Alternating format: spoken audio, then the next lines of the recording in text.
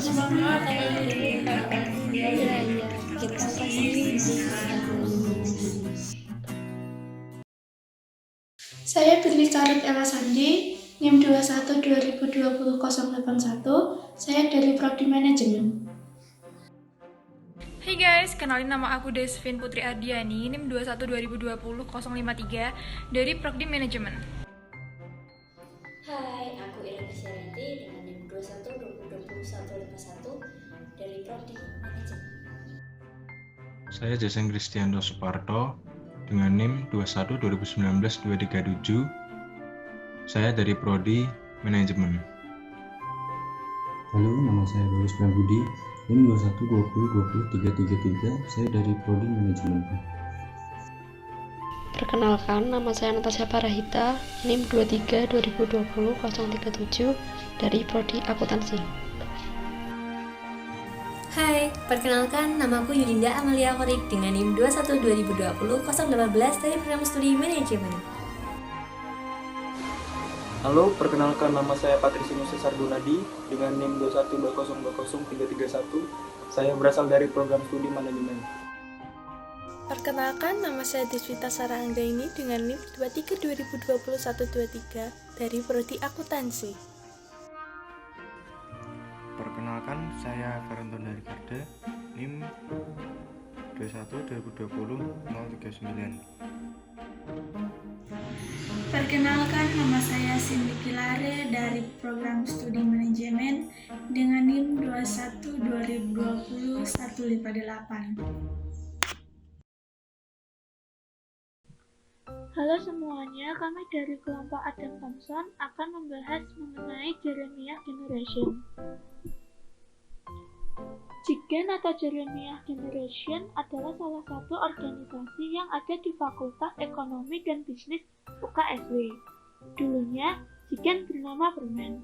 Lalu di tahun 2015, pengurus Jigen mencari identitas baru karena menganggap nama Permen itu tidak begitu bermakna. Setelah berdoa, muncullah nama Nabi Yeremia. Nabi Yeremia adalah nabi yang berani mengajarkan suara Tuhan di tengah-tengah orang yang tidak mau mendengar suara Tuhan. Oleh karena itu, Nabi Yeremia dijadikan role model baru dan namanya berganti menjadi Jeremiah Generation. Visi Jigen yaitu menjadi serupa dengan Kristus, 1 Yohanes 2 ayat 6, menjadi pemimpin berhati hamba, kritis dan berpegang pada firman, 1 Timotius 4 ayat 12, dan mengusahakan kesejahteraan kota dan bangsa, Yeremia 2 ayat 29. Misi Jigen yaitu berakar, bertumbuh, dan berbuah dengan kebenaran firman Tuhan, memberdayakan mahasiswa dan masyarakat umum bagi lingkungannya, menjalankan setiap program dan melayani segenap hati. Tujuan Jigen. Dulu Permen ada sebagai wadah untuk teman-teman mahasiswa yang IPK-nya kurang dan tidak bisa mengikuti organisasi. Lalu, Jigen juga dibuat untuk persekutuan teman-teman mahasiswa FEB beribadah. Kegiatan dan program kerja Jigen. Yang pertama yaitu ibadah rutin setiap hari Rabu pukul 6 sore. Yang kedua yaitu Jigen Conference, yaitu seminar rohani yang akan dilaksanakan bulan depan. Peserta Jigen Conference ini tidak hanya dari FEB, karena Jigen terbuka untuk umum. Yang ketiga yaitu acara Creative Workshop yang akan dilaksanakan pada tanggal 7 Agustus 2021 yang akan membahas tentang penginjilan sosmed.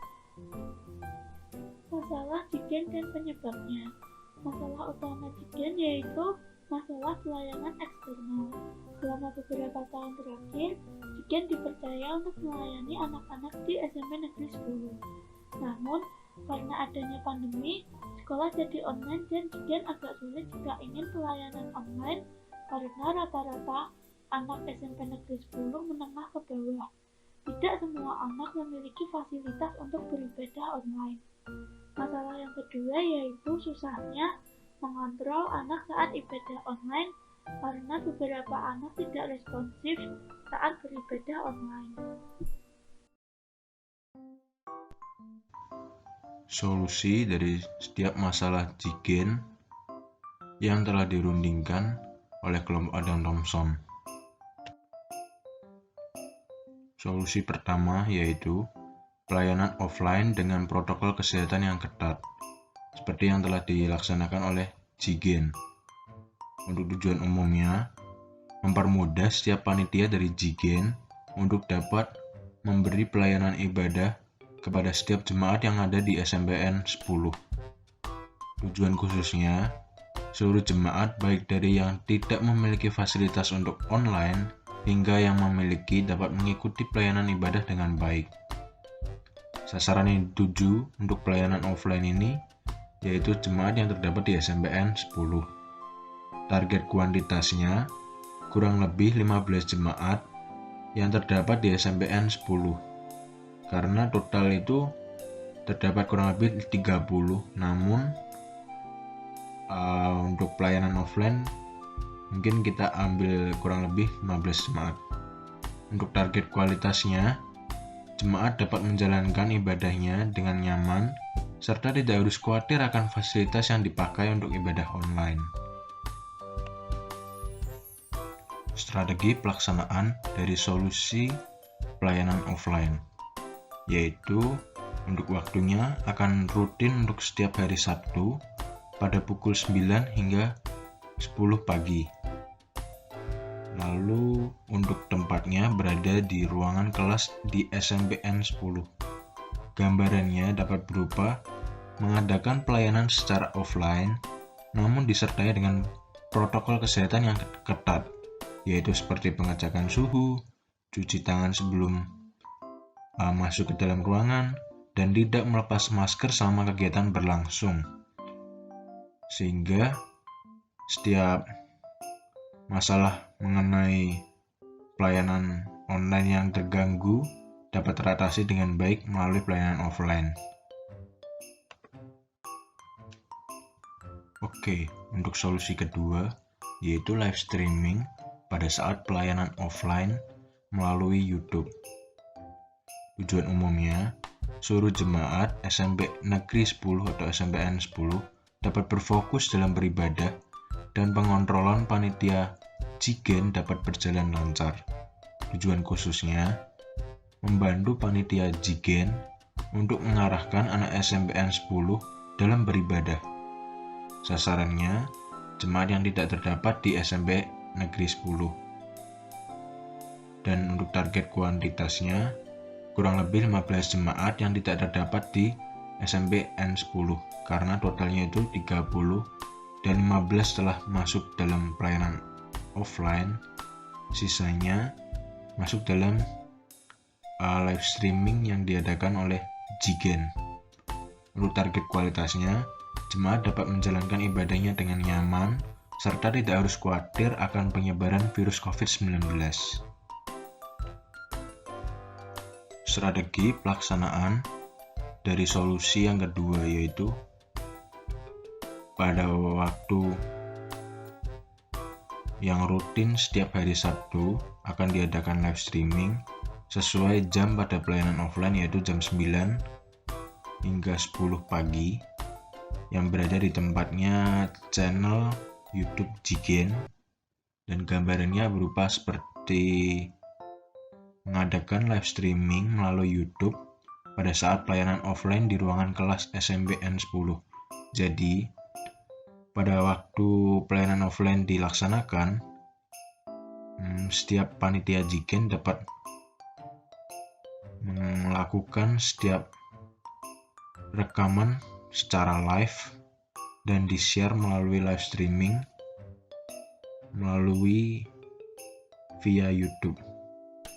Namun, untuk menghindari anak SMPN 10 yang tidak terkontrol dalam beribadah, kita memberi tugas berupa anak SMPN 10 itu wajib membuat ringkasan ibadah dan dikumpulkan maksimal pada hari Senin pukul 23.59.